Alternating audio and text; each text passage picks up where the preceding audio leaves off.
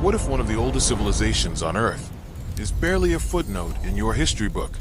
Not Mesopotamia, not Egypt, not even the Hittites, but Tamil Nadu, a land where iron was being smelted with scientific precision more than 1,000 years before the so-called cradle of civilization learned to forge a blade. Imagine this, a burial ground in Attikanar, silent, undisturbed, until archaeologists brush aside layers of time and unearth something impossible, a sword, forged in ultra-high carbon steel, dated to 3,300 BC, a technology so advanced it wouldn't be seen again for millennia. The textbooks call it a breakthrough when the Hittites made iron weapons around 1200 BC.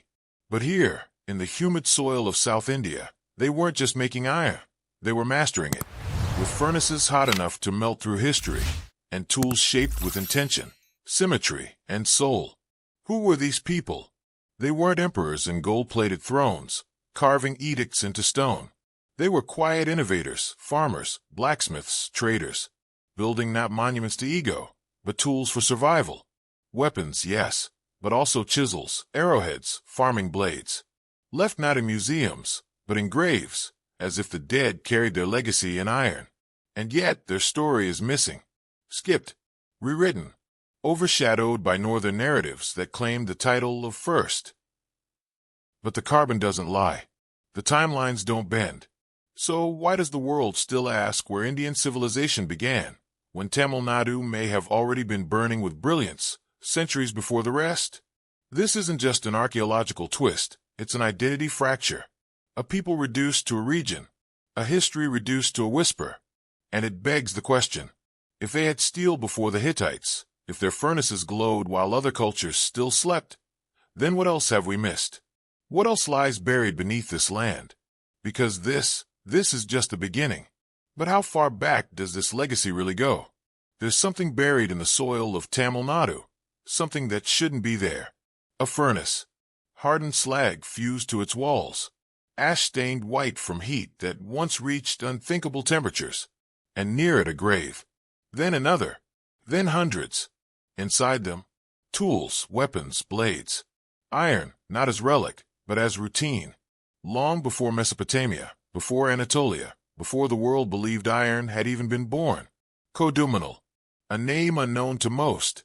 Yet here, over 3,000 years ago, they weren't importing iron. They were creating it, with precision, with consistency, with a mastery that rivals any so-called cradle of civilization. These weren't scavenged fragments from fallen meteors. This was smelting, forging, engineering. In one burial site, over 85 iron artifacts, from spears to spades, laid both inside and outside urns, like a farewell toolkit for the dead. Some blades even hint at high-carbon steel, a technology that should have taken humanity centuries more to invent. This wasn't coincidence. This wasn't borrowed. It was innovation, born and buried in the South. And then silence. History looked away. Until now. Because the dates? They've been tested, cross-verified. 5 global labs, same result. This iron predates the Hittites by 2,000 years, which means the origin story we've been told is incomplete, maybe even upside down. Why didn't they write about it? Why wasn't it carved into textbooks? How does a civilization invent metallurgy and then disappear from the memory of the world? Or maybe someone made sure it disappeared. Because here's the question that haunts every archaeologist who's touched that soil. If the South didn't learn iron from the West, if they made it themselves, then who taught them? If not from the West, where did this Iron Age genius come from? A tool, half buried in the red earth, just outside Chennai. Not bronze, not iron, just stone shaped, sharpened, refined. Nothing special until you test the soil around it. 500,000 years old. Older than Homo sapiens. Older than every written language, every pyramid, every belief we hold about who came first. Adirampaccum, a quiet riverbed, now ground zero for a discovery that rattled the very bones of paleoanthropology. They called it Chennai technology, a prehistoric culture carved not from textbooks, but from fire-hardened quartz. Tools so precise, so symmetrical, scientists questioned if they were even possible without advanced cognition. But there they were, hundreds of them, etched into the silence of prehistory, not drifted in from Africa, not remnants of early trade, but made here, long before the supposed first humans ever walked this land. And then came the harder question. If these tools came before us, who made them? The data refused to whisper. It screamed. This was not a fluke. This was not contamination. This was legacy, embedded in the soil, and possibly in the blood. Because when scientists traced the genetic trail of today's Tamils, they found something strange. A distinct retention of archaic DNA. Neanderthal, Denisovan, yes, but also unique strands. One's not mapped anywhere else. Ancient, persistent, stubbornly local. As if the memory of these unknown toolmakers, their dexterity, their endurance, their fire, still lived on in the hands that spin silk in Kanchipuram, or hammer bronze in Swamamalai. What if we've been looking at history upside down? What if the world didn't begin in one place, but in many? And one of those places was Tamil Nadu. The rivers, the rocks, the bones, they're not just relics. They're records. And they whisper a possibility far older, far stranger than we've dared to consider. Could Tamils be descendants of one of Earth's first technologists? Before the Mauryas, before the edicts of Ashoka, before North India carved its name into stone, there was Kiladi, not a battlefield, not a palace, but a city with streets, drains, brick homes, and script, etched onto pottery shards, scratched onto urns, silent letters that waited 2,500 years to be read again. Tamil Brahmi, carbon dated to the 6th century BCE, 3 centuries before Ashokan Brahmi was ever chiseled onto a pillar. This wasn't supposed to happen. For decades, we were told that literacy flowed downward, from empires in the north to the tribal south. That writing came with conquest. That civilization meant learning from the center. But what if the river flowed the other way? What if the South was already writing, already reading, long before any emperor raised a flag? Kiladi was no fringe settlement.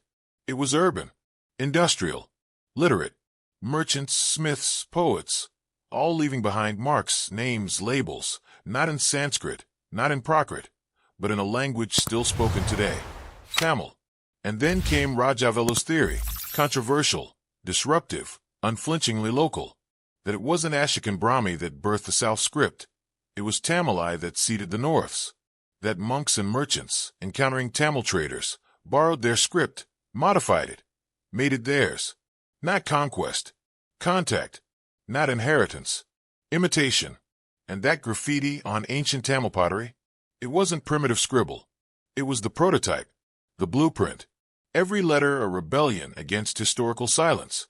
Because if this is true, if Kiladi rewrites the story of Indian writing, then what else must we question? What if Tamil wasn't waiting for civilization to arrive? What if it was civilization? What if Tamil was the seed, not the branch, of Indian literacy? There's a skeleton in Rakagari, a woman buried 4,600 years ago, under layers of dust and forgotten empire. Her bones held no crown, no script, no legend. But in her DNA was a story that rewrites the map. No trace of Indo-Aryan ancestry. None. Instead, a mix as old as the land itself. Iranian hunter-gatherers, and something far older. The ancient Andamanese. A deep-rooted lineage scientists now call ASI, ancestral South Indian. And then the twist. Haplogroup L. The same Y-DNA found today across Tamil Nadu, from hill tribes to coastal cities. A genetic echo. Across 4 millennia. Across civilizational collapse. Was she one of them? Because the Indus Valley, it didn't vanish. It dissolved. And what came after? We've been told, void, decline, darkness. But the bead trails didn't stop. The motifs, the scripts, the burial styles, they kept flowing. South. Tamil Nadu's graves, filled with the same microbads, the same burial postures, the same silent symmetry. Not imitation, inheritance. This wasn't cultural drift. It was migration, adaptation, memory wrapped in survival. And the language? The ancient riddle of the Indus script, undeciphered, but clues everywhere. Tamil loan words in Vedic Sanskrit, Proto-Dravidian roots buried inside Rigveda hymns. The words may have changed, but the voice never did. It kept speaking. Through lullabies, through soil songs, through trade routes carved in pearl and fire. And now, scientists are starting to say it aloud, what was once whispered, that the people of the Indus Valley may not have vanished. They may have moved southward, seeding what would become one of the world's oldest living cultures, one that still sings, still writes, still remembers. But if that's true, if the Indus didn't end, but transformed, then who are the Tamils really? Did the Dravidians survive the Indus collapse by becoming the Tamils? It begins with a shard of pottery, sun-baked, sand-worn, dug from the ruins of an ancient port in Egypt. On its surface, Tamil script, written by hand, left behind by someone who sailed not by compass, but by stars. Not a story you'll find in school books. Because Tamil, we're told, was regional, agrarian, bound to soil and monsoon. But this breaks that illusion. The same script has been found in Oman, in Thailand, in faraway trade posts where cinnamon was currency and language was survival. Tamil wasn't just spoken, it was carried across oceans, etched into amphory, sung into shorelines that never knew the word India. And then the wildest twist, Hebrew. Biblical Hebrew, no less. Words like caper and tukki, peacock, ivory, cargo, all tracing phonetic shadows back to early Tamil. Not coincidence. Contact. So what were the Tamils doing thousands of years ago? Sailing into the Red Sea, bartering in ports older than Rome, leaving behind words, not just wares. They weren't passengers in someone else's empire. They were navigators, masters of monsoon winds, builders of catamarans that danced across the Arabian Sea. They left no map, but the evidence floats in the languages of strangers. And here's the silence that follows that truth. How did the world forget them? How does a seafaring people, whose language crossed from coast to scripture, get erased from the great story of globalization? Who turned the ocean into a wall instead of a road?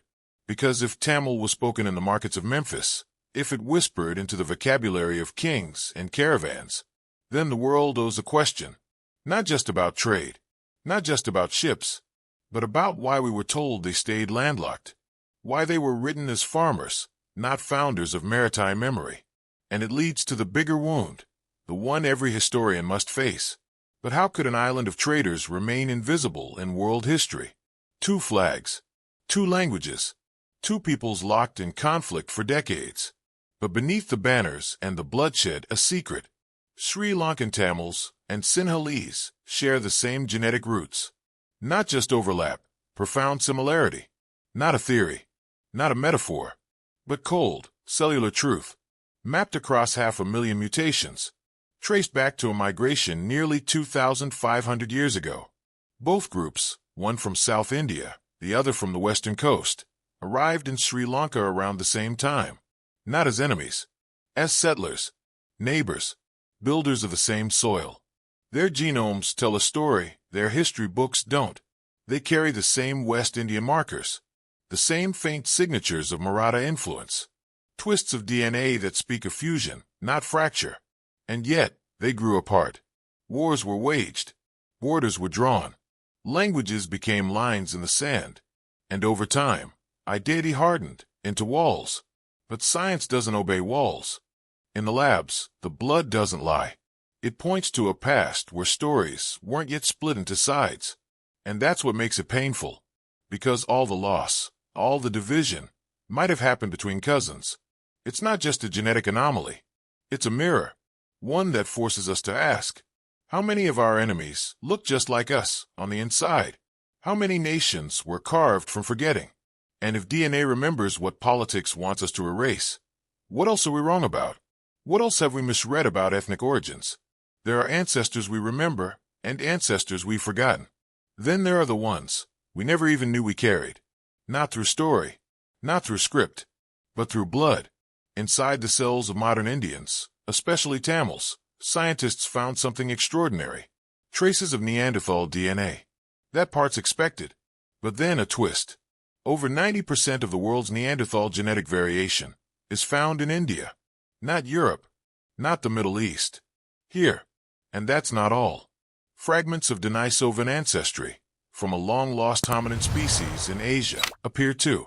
But in Tamil genomes, the variation is unique, unmatched, as if some whispers of these ancient beings only survived here, in the south, not as fossils, but as immune responses, as gene clusters for memory, for heat tolerance, for brain function, ghosts encoded into the very architecture of life. What does that mean? That when you look in the mirror, you might not be seeing one species. You might be looking at a chorus, an ancient fusion of minds and instincts that never truly died, just blended. And for the Tamils, whose DNA still sings with these rare notes, it suggests something deeper, that this land was not just a destination, it was a meeting place, where the ancient and the modern shook hands, where forgotten branches of the human tree left their mark and vanished, leaving only echoes behind. So now we ask, are our instincts inherited from ancestors we've never named? Do the tempers, the talents, the traumas we carry, come from species that no longer exist? And if Tamil DNA holds pieces of all of them, then what else is hidden in those sequences? What if Tamil DNA is a time capsule for all of humanity? It should have vanished. Empires rose and fell, sweeping in new gods, new scripts, new tongues. Persian, Sanskrit, Prakrit, Portuguese, English. Languages that came with armies and crowns. But Tamil stayed. Not in silence. In poetry. Not buried. But spoken, sung, carved into temple walls, passed from grandmother to child like a prayer with no author. Older than Latin. Older than Arabic. Even older than classical Sanskrit. Not a dialect. A defiance. Because buried inside the Rig Veda, in the oldest hymns of the so-called Aryan tradition, are Tamil words. Mile. Phala. Peacock. Fruit. Not borrowed. Not stolen. Planted. And yet, for centuries, Tamil was told to kneel, called regional, rustic, impure. The pure Tamil movement said no. Said this language does not need Sanskrit to explain the world. Said every field, math, medicine, law, love, already had its word. And still it endured. Through the iron fists of colonizers. Through school books that taught in someone else's mother tongue. Through temples where Tamil prayers were banned and then reclaimed. Today it lives in Canada, Singapore, Malaysia, Sri Lanka. Not as nostalgia, but as breath. But the question isn't just how it lived. It's why. Why did Tamil, and not so many others, survive? What force, what fire, what faith kept it from crumbling under empire after empire? Why did Tamil survive while others faded? Most civilizations mark victory with stone, tall, cold, sharp. A column, a conquest, a name carved into granite.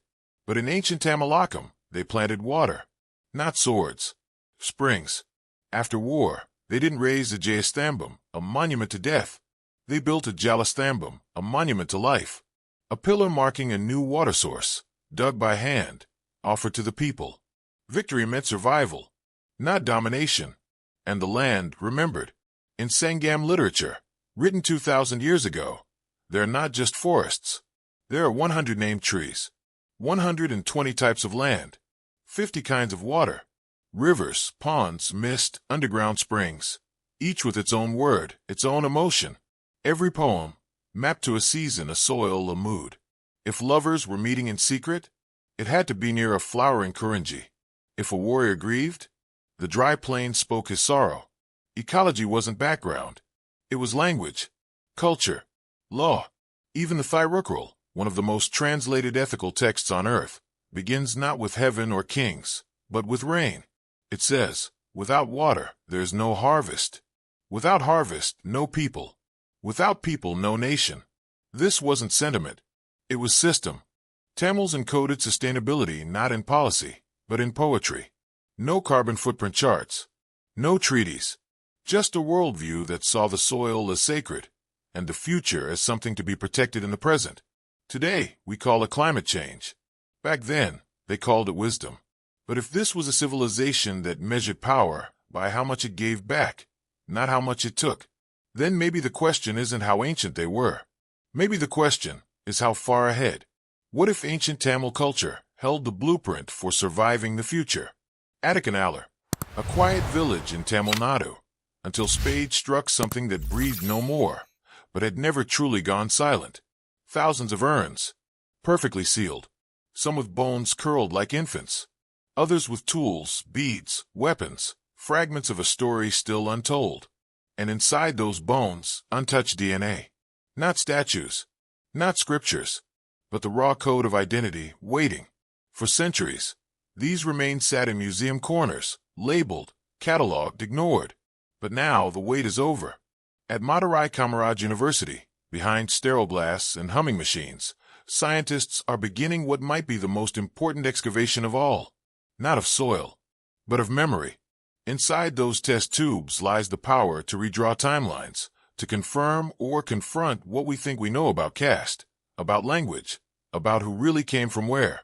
Are the Tamils a continuation of the Indus Valley? Did their bloodlines resist replacement, or carry migrations in their marrow?